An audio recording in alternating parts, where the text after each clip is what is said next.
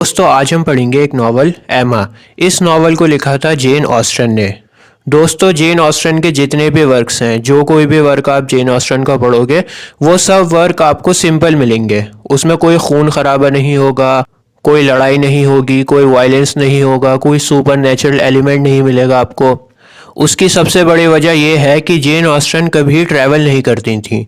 Jane Austen अपने घर में रहती थी और जेन ऑस्टन अपने घर में रहती थी और अपने घर के आसपास जो कुछ भी देखती थी उसी को अपने शब्दों में बयां कर दिया करती थी। जो कुछ भी उनके घर के आसपास चलता था वो सब वो अपने वर्क्स में लिख दिया करती थी। इस वजह से जेन ऑस्टन की रेंज बहुत कम थी, बहुत लिमिटेड रेंज थी। जेन ऑस्टन की स्टोरी हमेशा सिंपल होती थी। तो ऐसे ही एक नावल है जेन ऑस्टन का एमा। ये कहानी है एक एमा नाम की लड़की की। पूरी कहानी इस लड़की एमा के इर्द गिर्द ही घूमती है।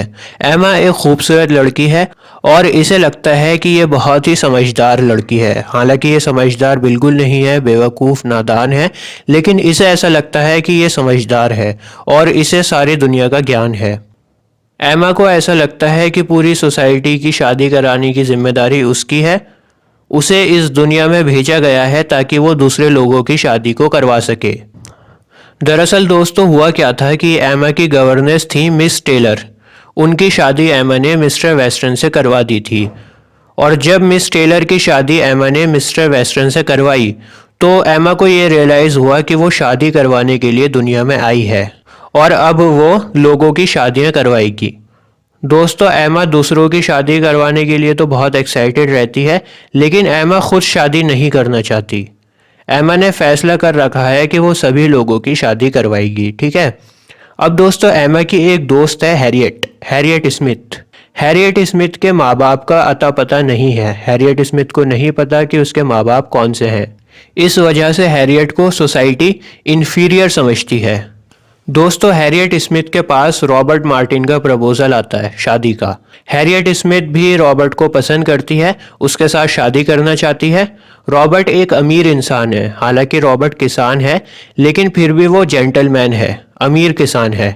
अब दोस्तों हैरियट और रॉबर्ट के बीच में एमा आ जाती है। एमा अपनी टांग अड़ा देती है। एमा अपनी दोस्त हैरियट से कहती है कि तुम रॉबर्ट के प्रपोजल को ठुकरा दो। एमा कहती है कि तुम रॉबर्ट से अच्छा जेंटलमैन डिजर्व करती हो, रॉबर्ट तुम्हारे लायक नहीं है। और दोस्तों हैरियट रॉबर्ट के प्रपोजल को रिजेक्ट कर देती है एमा के कहने पर। अब एमा इंट्रोड्यूस करवाती है मिस्टर एल्टन को। मिस्टर एल्टन विकार हैं। विकार कहते हैं जो चर्च में काम करता है। तो एमा कहती है कि मिस्टर एल्टन एक जेंटलमैन इंसान है, हाई क्लास से बिलोंग करते हैं, तुम मिस्टर एल्टन से शादी कर लो। दोस्तों हैरियट और एल्टन आपस में मिलते हैं, लेकिन हैरियट और एल्टन की आपस में नहीं बनती। दोनों एक दूसरे को बिल्कुल पसंद नहीं करते। लेकिन एमा हैरियट को जोर दिए जा रही है कि तुम एल्टन से ही शादी करो, एल्टन ही परफेक्ट पार्टनर रहेगा तुम्हारे लिए। अब दोस्तों यहाँ पर एल्टन जो है ना वो एमा से कहता है कि मैं हैरियट से प्यार नहीं करता, मुझे हैरियट से शादी नहीं करनी, मुझे तो तुम पसंद हो। एल्टन एमा से कहता है कि मुझे तुम पसंद हो और मुझे तुमसे शादी करनी है। एमा को ये बात बहुत बुरी लगती है और एमा को रियलाइज़ होता है कि वो गलत थी। एल्टन को भी ऐसा लगता है कि एमा ने उसकी इंसल्ट करी है, क्योंकि एमा ने ये कहा था कि हैरियट एल्टन के इक्वल है, हैरियट और एल्टन का स्टेटस इक्वल है। तो एल्टन को ये बात बुरी लग गई, उसे लगा कि एमा ने उसकी बेइज्जती करी है और एल्टन शहर को छोड़कर चला जाता है द टाउन ऑफ बाथ में। और एल्टन टाउन ऑफ बाथ में शादी कर लेता है एक लड़की से। दोस्तों एल्टन का चैप्टर यहीं पर ख़त्म हो जाता है। अब कहानी में एक और न्यू कैरेक्टर इंट्रोड्यूस होता है, मिस्टर नाइटली। ये बहुत इंपॉर्टेंट कैरेक्टर है। मिस्टर नाइटली एमा के ब्रदर इन लॉ हैं। मिस्टर नाइटली एमा को बहुत ध्यान से ऑब्जर्व कर रहे होते हैं और देख रहे होते हैं कि एमा किस तरह से शादी करवाने की कोशिश कर रही है हैरियट की। मिस्टर नाइटली एक समझदार इंसान है और वो एमा से आकर कहते हैं कि तुम ये सही नहीं कर रही हो अपनी दोस्त के साथ। तुम्हें अपनी दोस्त हैरियट की शादी मिस्टर रॉबर्ट मार्टिन से करवा देनी चाहिए। लेकिन एमा मिस्टर नाइटली से बहस करने लगती है और कहती है कि मिस्टर रॉबर्ट मार्टिन हैरियट के लिए सही नहीं है। और यहाँ पर एमा और मिस्टर नाइटली की लड़ाई हो जाती है। अब दोस्तों एमा के शहर में एक बंदा और आता है जिसका नाम है Frank Churchill. Frank Churchill mister western का बेटा है। स्टार्टिंग में याद है आपको मैंने बताया था कि एमा ने मिस टेलर की शादी मिस्टर वेस्टर्न से करवाई थी। तो ये जो बंदा है फ्रैंक चर्चिल, ये मिस्टर वेस्टर्न का बेटा है। फ्रैंक को उसकी आंटी ने पाल पोस कर बड़ा किया है और अब सालों बाद फ्रैंक अपने फादर से मिलने के लिए आया है। एमा को फ्रैंक के बारे में कुछ नहीं पता, लेकिन मैं आपको बता दूं कि मिस्टर नाइटली बहुत ही समझदार इंसान है।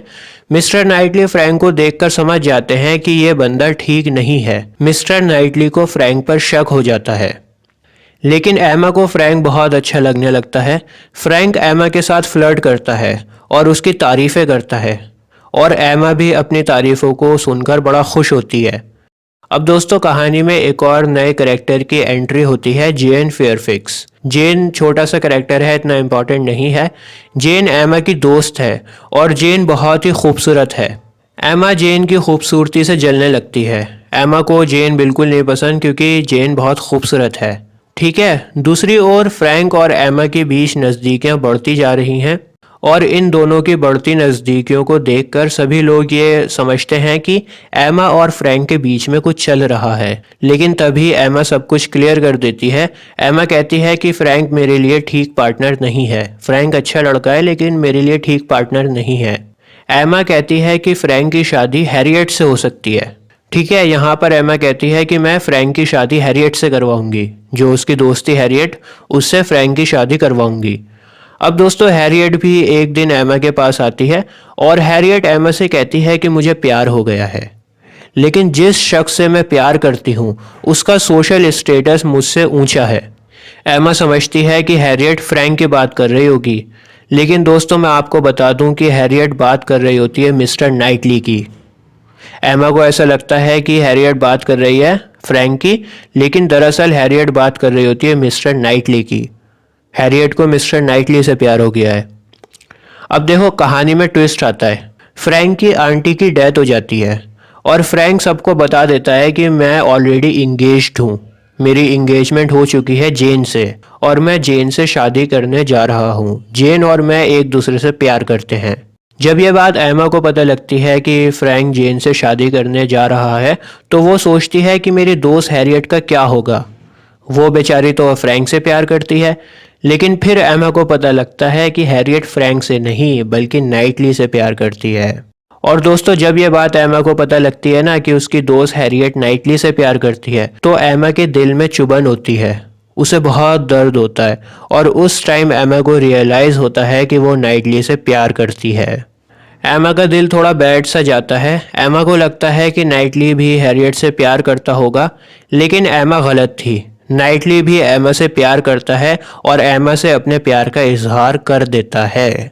दोस्तों रही बात हैरियट की, तो हैरियट को सेकंड प्रपोजल आता है रॉबर्ट से। याद है आपको स्टार्टिंग में मैंने बताया था कि रॉबर्ट और हैरियट शादी कर रहे होते हैं और एमा इनकी शादी के बीच में आ जाती है।